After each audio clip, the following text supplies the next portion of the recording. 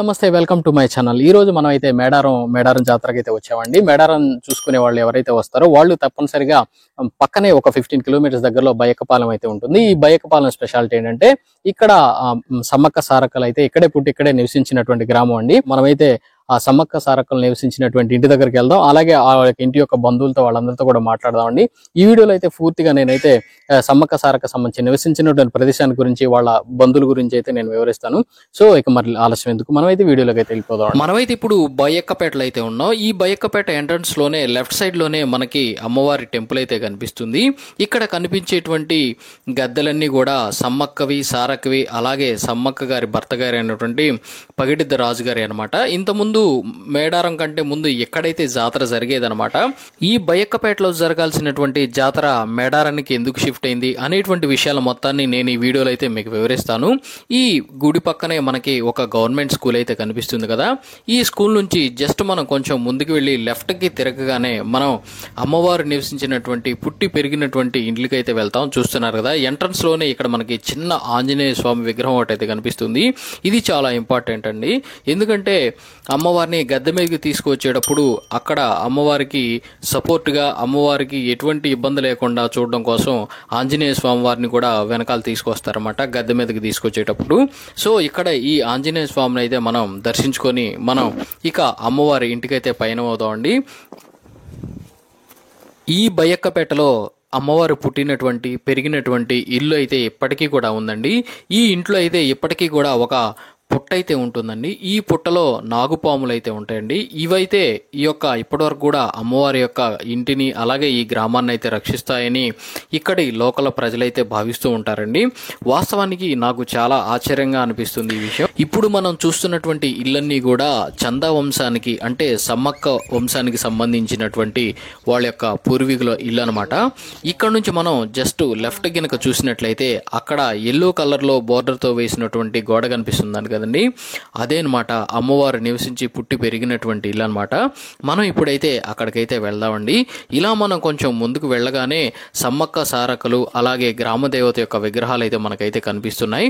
ఇక్కడ నుంచి మనం ముందుకు వెళ్ళగానే సమ్మక్క వంశానికి సంబంధించినటువంటి ముని మనవుడు ఒక ఆయన ఉన్నాడండి. ఆయనతో మనం మాట్లాడదామండి.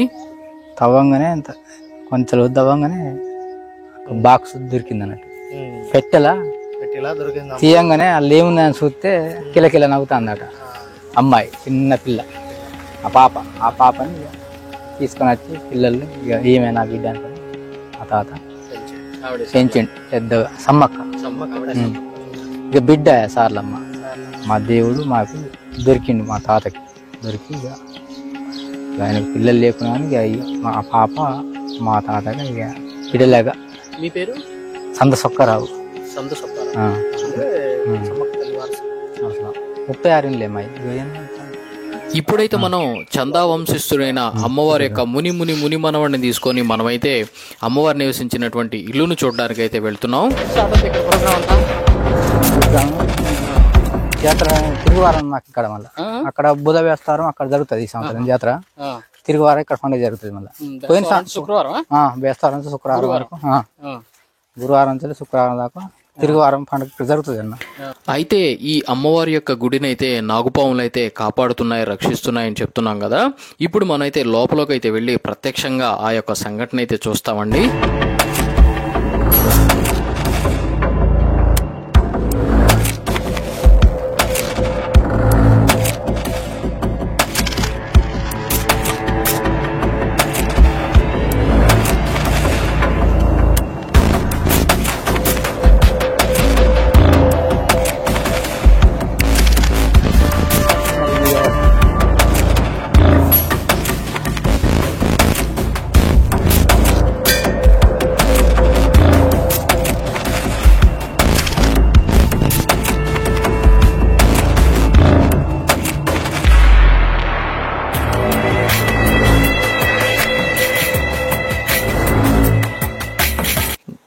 ఎస్, మనమైతే అమ్మవారి యొక్క ఇంటి దగ్గర అయితే ఉన్నాం. చూస్తున్నారు కదా, మన బ్యాక్ సైడ్ ఉన్నది అమ్మవారి యొక్క ఇల్లు అనమాట. ఈ ఇంటి లోపలికి వెళ్తే మనకైతే నాగుపాము పుట్ట అలాగే లోపల నాగుపాములు అయితే కనిపించవచ్చండి. ఇక మరి ఆలస్యం ఎందుకు, మనమైతే లోపలికి అయితే వెళ్దామండి. వెళ్ళి అక్కడ లోపల యొక్క విశేషాలన్నీ చూద్దామండి. మీరు కూడా నాతో పాటు రండి, చూద్దామండి.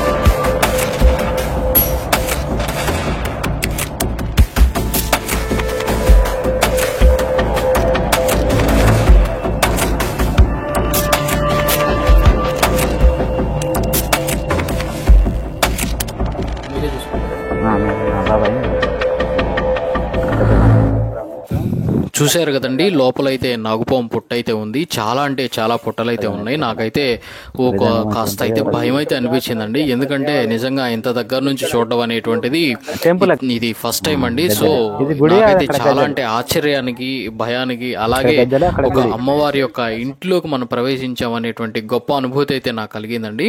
సో నాకైతే చాలా అంటే చాలా మంచిగా అయితే అనిపించింది.